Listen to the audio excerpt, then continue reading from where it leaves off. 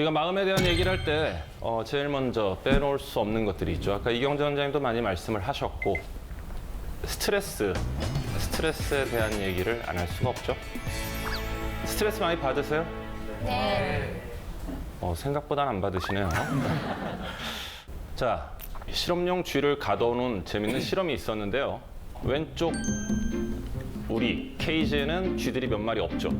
네. 쥐들이 몇 마리 없고 그다음에 쟤네들은 먹이를 좀 풍족하게 줬고요. 온도 습도는 저 쥐들이 자라기에 좋은 온도 습도를 맞춰줬고요.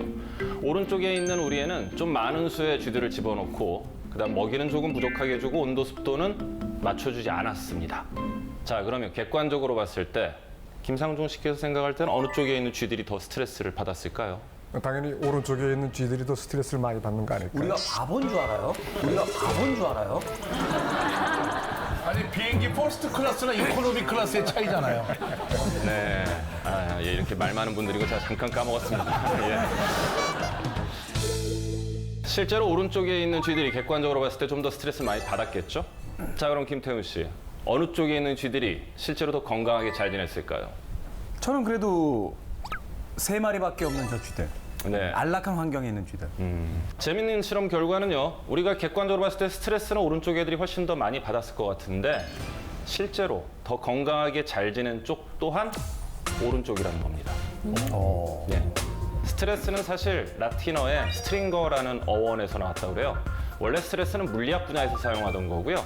뭐 단단하게 조이다, 긴장, 뭐 이런 뜻을 가졌다고 그러는데 이런 물리학에서 쓰이던 스트레스를 의학적 분야에 최초로 적용시킨 분이 이제 캐나다의 그 내분비학자 셀리라는 분인데 그분은 이렇게 스트레스를 둘로 나눠놨습니다. 첫째는 좋은 스트레스, 유스트레스라고 합니다. 좀 전에 쥐 실험의 경우에 해당이 되는 스트레스가 저거겠죠.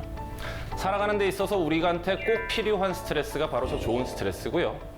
반대로 두 번째 스트레스, 디스트레스라는 거, 나쁜 스트레스는 뭐냐면 저 나쁜 스트레스에 의해서 우리가 여러 가지 질환이 생기게 되는 거죠.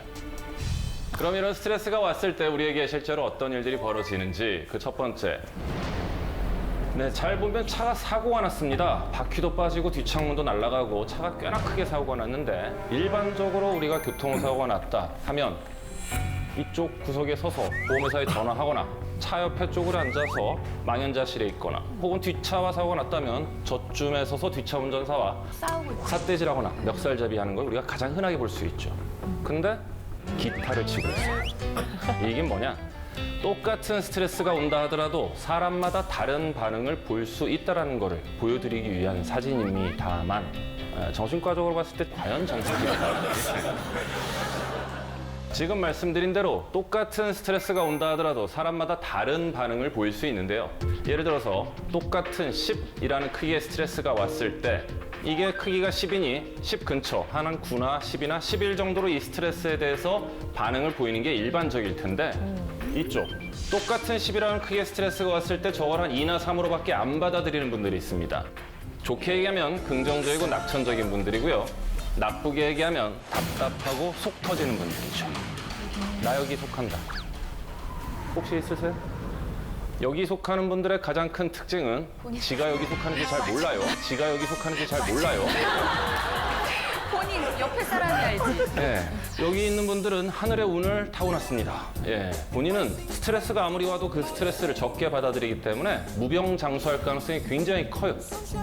하지만 함께 사는 배우자 아니면 저런 분들과 함께 일하는 직장 동료나 저런 분들을 부하직원으로 둔 직장 상사는 암에 걸릴 가능성이 굉장히 높습니다. 그럼 반대로 20에서 30으로 크게 받아들이는 분들이 있어요. 좋게 얘기하면 굉장히 꼼꼼하고 세심한 분들이고요. 나쁘게 얘기하면 굉장히 예민하고 민감한 분들이죠. 여기 속하는 분들은 둘로 나뉩니다. 먼저 위에 쪽은 좀 부드럽고 약한 분들이에요. 내가 어떤 말이나 행동을 했을 때 다른 사람이 그것을 어떻게 바라보고 어떻게 평가할지, 나에 대해서 어떻게 생각할지에 대한 걱정이나 불안이 많은 분들이에요.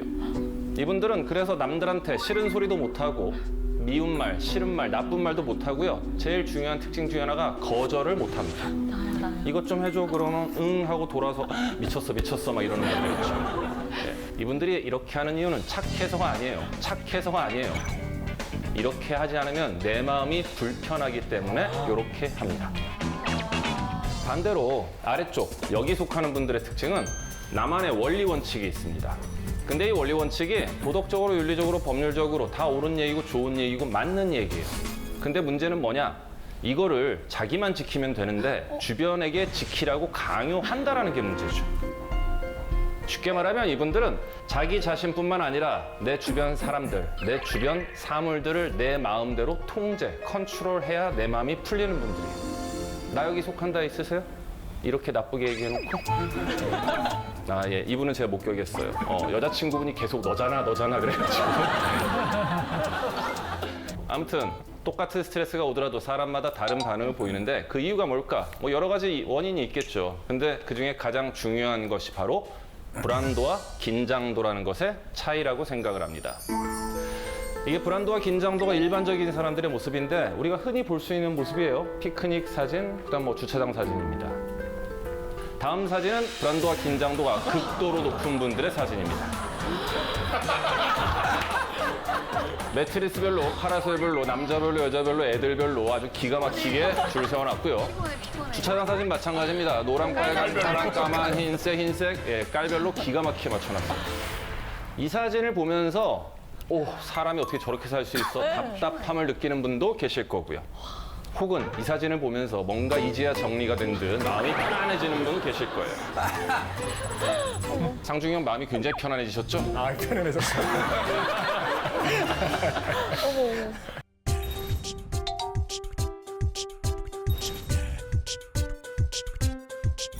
그리고 또 하나, 이 사진을 보면서 다들 경악을 금치 못할 때 여기 노란 차 발견하신 분. 이분들을 우리는 불안도와 긴장도의 끝판왕이라고 생각합니다. 이게 의미하는 바가 뭐냐면 아까 말씀드린 대로 불안도나 긴장도가 높은 분들은요, 똑같은 스트레스가 오더라도 그걸 크게 받아들일 뿐 아니라 이 노란 차를 발견했다시피 남들 눈에 안 보이는 게 보이고요, 남들 귀에 안 들리는 게 들리고, 남들은 눈치 못 채는 묘한 분위기라는 거를 나는 눈치를 챈다라는 게 문제예요. 즉 하루하루를 살아가는데 훨씬 더 많은 양의 스트레스가 나에게 오고 그 각각의 스트레스를 남들보다 크게 받아들이기 때문에 하루하루 안정된 마음으로 살아가는 게 참 힘들다는 뜻입니다. 정신적, 신체적 자극을 통칭해서 스트레스라고 하는데 과연 이 스트레스를 안 받는 방법이 있을까? 둘 중에 하나겠죠. 나를 바꾸거나 환경을 바꾸거나. 환경이라는 거는 바꾸기 쉽지 않을 뿐더러 환경을 백날 바꿔봤자 내가 바뀌지 않는 한 같은 문제가 반복이 될 가능성이 크다라는 거죠. 사회적 관계 속에서의 나에 대해서는 많이들 생각을 하고 얘기들을 흔히 하는데 진짜 나에 대한 생각은 거의 안 하고 산다라는 거죠. 그래서 내가 누구인지 돌아보는 것, 그것이 바로 자아 성찰인데 이 자아 성찰을 하기 가장 좋은 방법이 바로 일기입니다. 일기란 게 뭐냐? 내가 나에게 묻고 답하는 나와의 대화인데 이제는 나를 나눠봐야죠. 자아를 나누는 방법이 여러 가지가 있는데 제가 제일 선호하는 방법입니다. 첫 번째, 타인에게 보여주고 싶은 내가 있고요. 두 번째, 타인에게 객관적으로 보여지는 내가 있고, 세 번째, 내가 바라보는 내가 있어요. 셋 중에 어떤 게 제일 중요할까요? 당연히 내가 보는 자아가 제일 중요하지 않겠습니까? 그렇죠. 예. 여러분도 동의하세요? 네. 예. 거의 모든 분들이 이론적으로는 아주 잘 알고 있어요. 예. 내가 바라보는 내가 가장 중요하다는 거를 대부분 다 압니다. 하지만 뭐 저도 그럴 수 있고 대부분의 많은 분들이 본인이 가진 대부분의 시간과 노력과 정성과 열정과 돈을 어디다 쓰고 있죠? 타인에게 보여지고 싶은 자. 네. 타인에게 보여주고 싶은 나, 남들이 날 좀 이렇게 봐줬으면 하는 것에다가 몰빵을 하고 있습니다. 내가 바라보는 나를 키워야 될 텐데 많은 분들이 그게 걸릴까 봐, 내가 볼 때 참 별 볼 일 없어 보이는 내가 걸릴까 봐서 남들한테 보여지고 싶은 나를 더 크게 만듭니다. 저는 이거를 이렇게 부릅니다. 내가 바라보는 나를 키워야 될 텐데 많은 분들이 그게 걸릴까 봐, 내가 볼 때 참 별 볼 일 없어 보이는 내가 걸릴까 봐서 남들한테 보여지고 싶은 나를 더 크게 만듭니다. 저는 이거를 이렇게 부릅니다. 포장마차 오징어 튀김 이론이라고 그럽니다. 튀김옷 키우는 것밖에 안 돼요. 진짜 중요한 건 튀김옷 안에 있는 오징어, 즉 내가 바라보는 나를 키워야 되겠죠. 이 내가 바라보는 자아, 이거를 정신과에서 뭐라고 그러느냐? 자존감이라고 합니다. 내가 스스로 바라보는 나. 이 자존감을 높인다는 게 어떤 의미가 되느냐? 타인의 시선으로부터 자유로울 수가 있어요. 조금 더 스스로 행복하게 잘 살 가능성이 크다라는 거죠. 즉 스트레스로부터 좀 더 자유로울 가능성이 크다라는 겁니다. 자존감 올리는 건 남녀에서 하는 거 아니에요. 나 편하자고 하는 거예요. 자존감 올리는 방법 3가지. 첫째, 내 스스로의 노력으로 뭔가를 성취하는 것. 두 번째, 그 성취에 따른 주변 사람들이 긍정적 피드백을 주는 것. 칭찬, 격려 등등등. 세 번째는 항상 제가 주장하는 겁니다. 남을 돕는 행위, 봉사나 기도.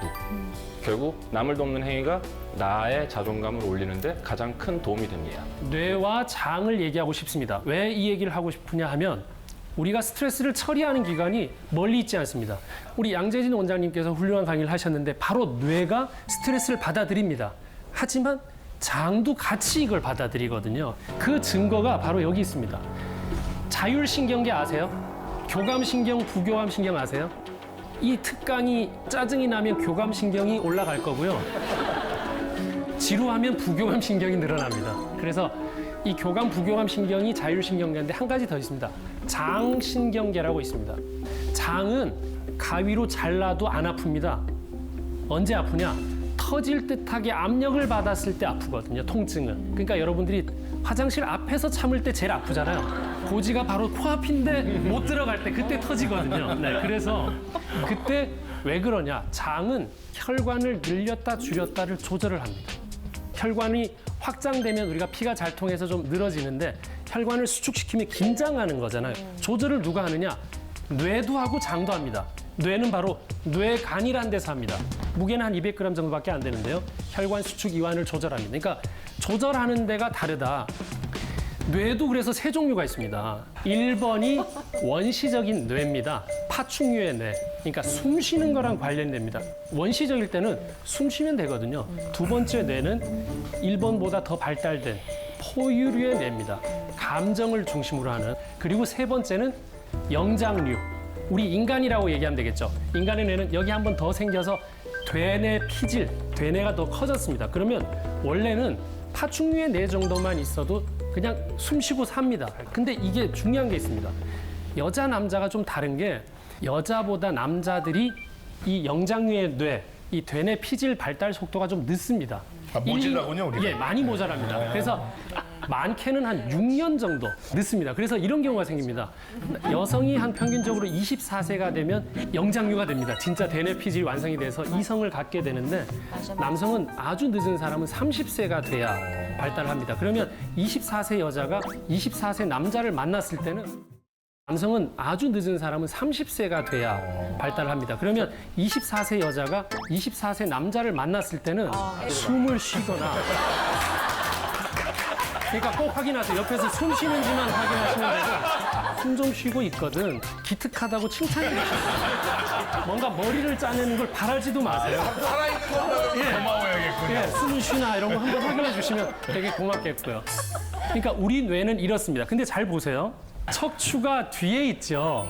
그러니까 척추에다가 머리가 올려가 있는 거기 때문에 중요한 원시적인 뇌는 뒤통수 가까운 쪽에서 더 접근하기 쉽겠죠. 앞쪽보다는. 그래서 우리가 뒷목 잡잖아요. 네, 뒷골 땡기니까. 뒤를 조심해야 됩니다.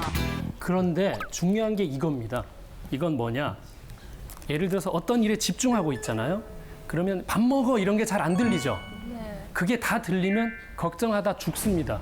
그래서 우리 몸에는 뇌가 그물 모양으로 그물체라고 그러는 게 있습니다. 망상체라고 있는데 요게 다 가려냅니다. 정보를. 모든 게 안 들어가도록. 그러니까 요게 없는 사람이 스트레스 많고 걱정 많은 사람이에요. 그러니까 요게 작동을 해야 됩니다. 그래야 요 1번에서 이성으로 넘어가는 3번으로 옳은 정보만 전달을 할 수 있고 감당할 정보만 전달할 수 있습니다. 그걸 못하면 내가 처리할 수 없는 정보는 전부 다 스트레스입니다. 그렇죠. 내가 할 수 없는 일이니까. 그래서 이 망상체, 그물이 굉장히 중요해요. 망 어디서 파나요? 걸러낼 게 많은데. 자, 그래서 사람으로 산다는 것은 걸러낼 거 걸러내고 이성적인 판단을 할 때만 사람입니다. 아까 우리 김태훈 씨가 좋은 얘기를 말씀하셨잖아요. 사람은 그냥 사람이 아니라 라이언 일병을 구하기 위해서 8명이 희생을 할 수도 있다는 거죠. 왜냐하면 이성이 있기 때문이죠. 아니면은 그냥 숨만 쉴 거면 구하러 가지 않았겠죠. 네, 그래서 여기에 굉장히 많은 뜻이 담겨 있다. 이렇게 보겠습니다. 여러분 한번 팔을 한번 들어보십시오. 팔 이렇게. 네. 자, 팔 내려보십시오. 누가 주먹을 날리면 막으려고 팔을 드는 거. 예, 이건 스트레스가 아니고요. 주먹이 날아올까봐 팔을 들고 사는 거. 예, 요거부터 스트레스입니다. 그러니까 제발 착각 좀 하지 마시고요. 그 두려움 때문에 들고 있으면 이 사람이 어떤 과를 갈 줄 아세요? 어깨가 아프니까 정형외과도 가고 소화가 안 되니까 내과도 가고 또 머리도 아프니까 신경과를 갑니다. 근데 마지막에 양재진 원장님한테 딱 가니까 팔을 내리시오라고 예, 딱 내리니까 치료가 됩니다. 명이었어. 예, 진짜 명이죠. 네. 그래서 여러분들 이렇게 하고 사는 게 얼마나 위험한지 제가 비유를 한번 해드리면 한 달에 한 번 누가 나를 때리면 1년에 몇 번 맞습니까? 12번 맞죠. 근데 매일 맞은 거 생각하면 1년에 몇 번 맞습니까? 360. 365번. 예, 그러면 12번과 360번이라고만 쳐도 30배 정도 되거든요. 그럼 30년간 매달 한 번씩 맞은 사람과 1년간 매일 맞은 거 생각하는 사람과 병은 똑같이 올 수 있다는 겁니다. 이게 무서운 겁니다. 그러니까 스트레스는 가장 무서운 게 보이지 않는다는 게 정말 무서운 거다. 그리고 그때그때 해결하지 않으면 결국은 만성으로 지나간다. 이런 걸 좀 얘기해 보고 싶었고요. 우리가 스트레스를 받으면 혈당 올립니다. 혈압 올립니다. 콜레스테롤 올립니다. 칼로리 올립니다. 그래서 당뇨, 고혈압, 고지혈증, 비만을 만드는 행위예요. 아직 진단은 확정이 안 됐습니다. 왜냐? 여러분들은 전 단계니까. 의사 입장에서는 약 쓸 정도는 아니다. 제가 이 선을 보면 의사는 여기 이 선 밖에 있습니다. 환자가 오면 약을 쓸 정도는 아니라고 하면 여러분 가시죠. 네. 해결책이 없죠. 그럼 약 안 쓰고 뭘로 합니까? 더 나빠지면 봅시다가 되잖아요. 네. 그 나빠지는 그 과정이 결국은 이 과정입니다. 그래서 이 네 가지로 우리 몸은 스트레스를 처리를 하고 있습니다. 우리가 고혈압, 고지혈증, 당뇨 이런 거 대사증후군이라고 합니다. 네. 대사가 잘 안 된다는 얘기죠. 쉽게 얘기하면 혈관이 막혀서 빨리도 못 지나가고 정체되니까 거기 염증 생긴다 이 얘기예요. 안 지나가면 흔적을 남기게 돼 있어요. 지나가야 흔적이 없습니다. 이게 혈관으로 본다면 안에 설탕을 일부러 가득 채웠습니다. 이 설탕이 이만큼의 혈관을 막고 있는 거예요. 그러니까 당뇨가 됐건 고혈압이 됐건 뭐 소금이 됐건 기름기가 됐건 혈관을 좁히는 행위가 결국은 이 주변을 먹고 사는 세포들은 염증이 생길 확률이 크다는 거죠. 자, 그러면 스트레스를 받는다는 건 뭐냐면 본인 스스로가 혈관을 좁히고 있는 거예요. 그러니까 이 네 가지가 하나도 없어도 여러분들은 훌륭하게 병을 만들 수가 있습니다. 그러니까 자꾸 나는 이런 것도 없는데 왜 문제냐? 간단합니다. 본인이 피를 안 통하게 하는 행위를 오래 하고 있는 거예요. 스트레스를 처리하는 이 네 가지를 잘 처리하는 방법이 한 가지 있습니다. 바로 코어 근육입니다. 허벅지 근육은 당분도 처리해, 기름기도 처리해, 혈압도 낮춰줘. 모든 걸 이 허벅지 근육들이 합니다. 그러니까 술을 먹어도 다음날 허벅지 운동, 기름을 먹어도 다음날 허벅지 운동, 누구한테 욕을 들어도 허벅지 운동. 여러분들이 고민 없이 풀 수 있는 방법은 운동을 하는 겁니다. 나머지는 뭘 먹어야 되고가 되게 복잡할 수 있잖아요. 그러니까 아무 생각 없이 오늘 누가 야단을 쳤다. 그럼 집에 가서 스쿼트를 하는 거죠. 그래서 그 운동을 아무 생각 없이 하고 있으면 이상하게도 일은 많았지만 몸은 괜찮은 거예요. 그래서 열심히 허벅지 근육을 키우시면 좋겠습니다. 여기서 호흡을 하는 거는 폐의 효율을 올리는 방법인데 심호흡이 중요합니다. 코로 들이쉬고 입으로 쭉 내쉬는 거. 이거를 1시간에 10번만 하셔도 좋겠는데 한 번을 안 합니다. 사실 진짜 한 번을 안 합니다. 그래서 어떻게 우리 인간을 이렇게 만들어놨느냐. 하품을 하게 만들어놨어요. 무의식적인 심호흡이 하품입니다. 너 산소 부족해 이 말입니다. 그래서 하품을 하죠. 그게 심호흡이거든요. 네네. 의식적인 하품을 여러분들이 지금부터 하시면 스트레스를 해결할 수 있습니다. 3대 금이 있답니다. 황금, 소금, 지금. 네, 지금이 있습니다. 그래서 스트레스 걱정을 푸는 방법의 가장 중요한 건 어떤 식으로건 지금 푸는 겁니다.